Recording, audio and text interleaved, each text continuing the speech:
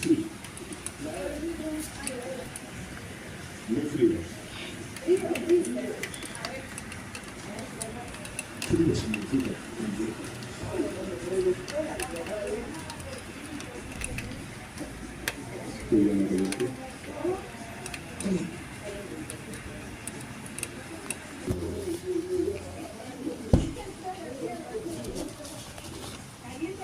no comas.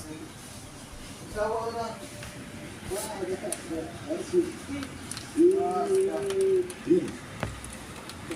Juego de verdad y consecuencias.